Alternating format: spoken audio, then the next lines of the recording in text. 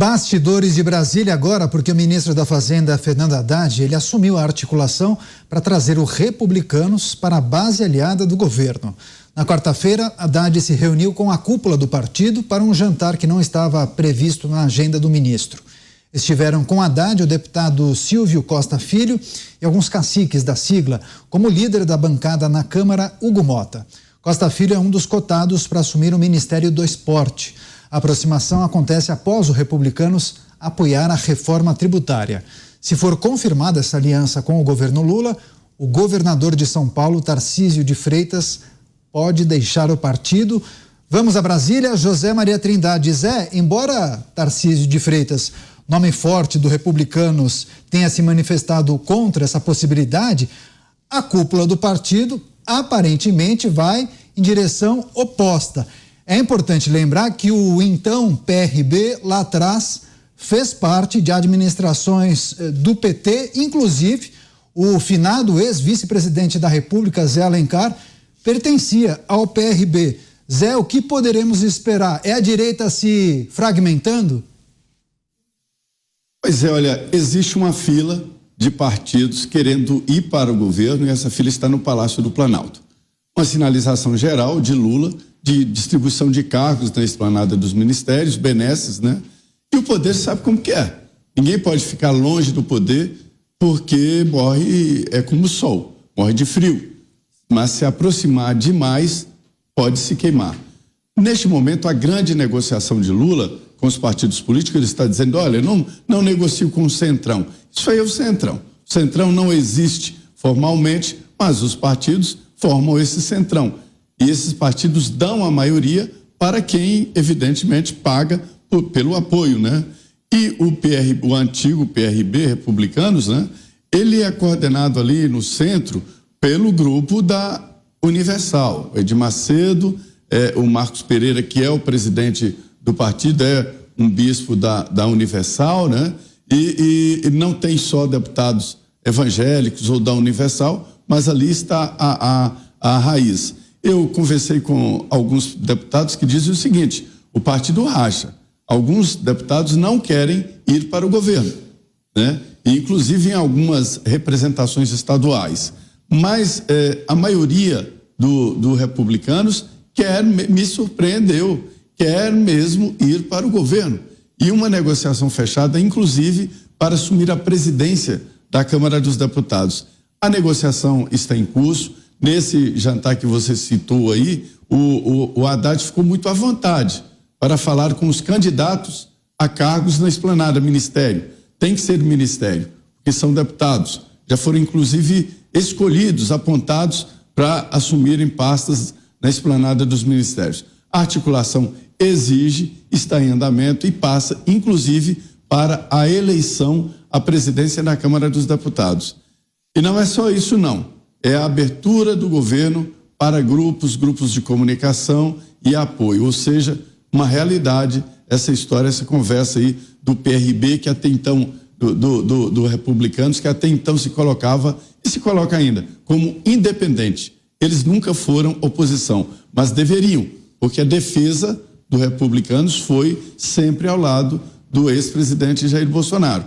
E quando acontece uma eleição, além do eleito presidente, o público, o eleitor elege o adversário, ou seja, a oposição. E Republicanos foi eleito para a oposição e não para ser governo.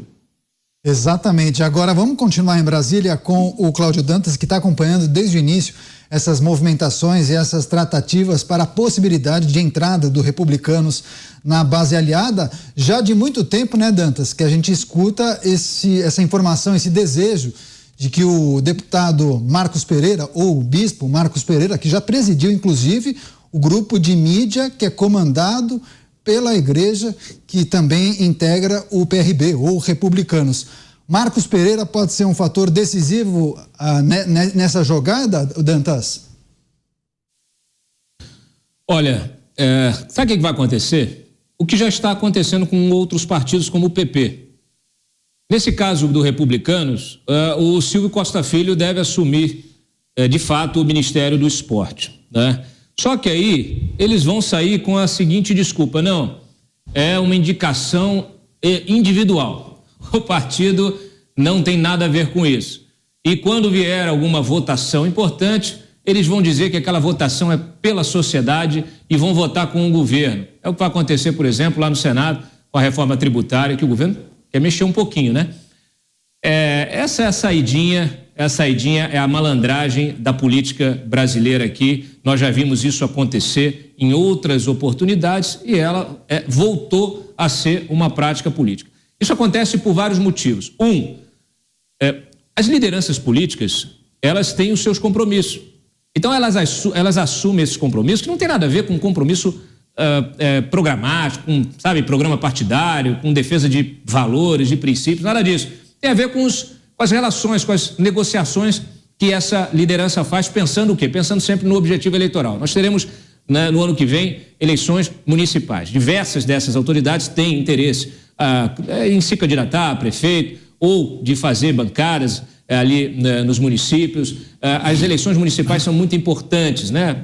Ou até de indicar pessoas, autoridades ali para ocupar esses cargos. As eleições municipais, elas são fundamentais, elas garantem a capilaridade dos partidos no país. Inclusive o próprio MDB, que eu acabei de mencionar, que é hoje aquele partido que tem mais número de filiados, ele sempre se destacou pela capacidade de capilaridade desenvolvida justamente a partir da eleição de prefeitos. Então você vai para uma eleição, consegue aí fazer vários prefeitos, vereadores, e quando vem a eleição para presidência, para governo, para deputados, para Senado, são esses prefeitos, são esses vereadores que viram grandes cabos eleitorais importantíssimos para chegar lá na ponta.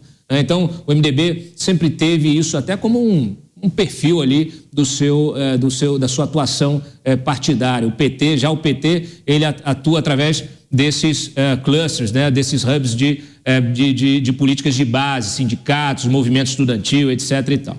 Bom, colocado isso, o que eu tenho para dizer para vocês? Silvio Costa Filho vai assumir o Ministério dos Esportes. O Marcos Pereira vai sair com uma desculpa dessa. Eu ouvi hoje um posicionamento do senador Ciro Nogueira. Por quê? Porque eu também ouvi, né, que eles estão lá brigando para colocar o PP, o novo presidente da Caixa Econômica no lugar da Rita Serrano, talvez até o Ock, né, que já esteve lá em outra oportunidade. E é um homem que se sabe, é corrente, ele é ligado ao próprio Ciro Nogueira. Ele disse que não tem nada a ver com isso. Aí surge também o nome do Fufuca para o Ministério do Desenvolvimento Social. Fufuca, que é o nome ligado ao Ciro Nogueira. Não há quem negue isso publicamente, mas o Ciro diz que não tem nada a ver com essa articulação do Fufuca. No final das contas é aquilo. Eu vou indicar um amigo, esse ministério, né, vai ver aquela desculpa. Esse ministério é de um amigo meu, não é meu. Então essa é uma saidinha que muitos desses partidos que hoje se colocam como oposição, eles vão fazer para estar no governo sem estar no governo. É aquela velha história. Você coloca um pé em cada canoa e segue adiante, né, no rumo ao oceano.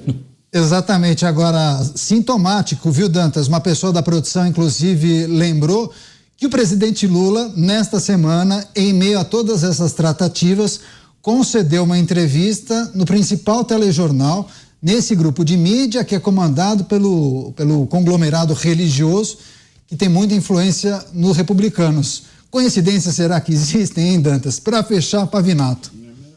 Você está sendo maldoso, tá? Agora, aconteceu, não tem muito o que falar. Aliás, o Tarcísio precisa sair mesmo do Republicanos. Se a gente pensar, né, nos partidos de direita como uma casa, do Minha Casa Minha Vida, o Republicanos é a varanda do pão.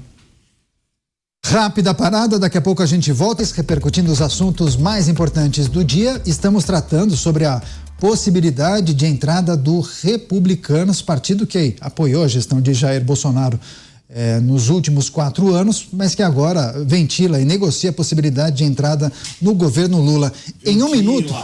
Você vê que tá tudo casado. Em um minutinho com você, Mota. Olha, o tempo desse tipo de política acabou. Eu sei que muitos políticos não perceberam isso, eu sei que muita gente não concorda, acha que no Brasil continua a mesma coisa, eles não entendem o que aconteceu no Brasil nos últimos anos.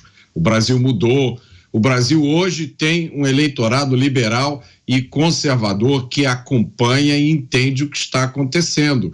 Essa semana eu fui parado na rua por um porteiro que trabalha aqui perto de onde eu moro, e ele queria discutir comigo a reforma tributária.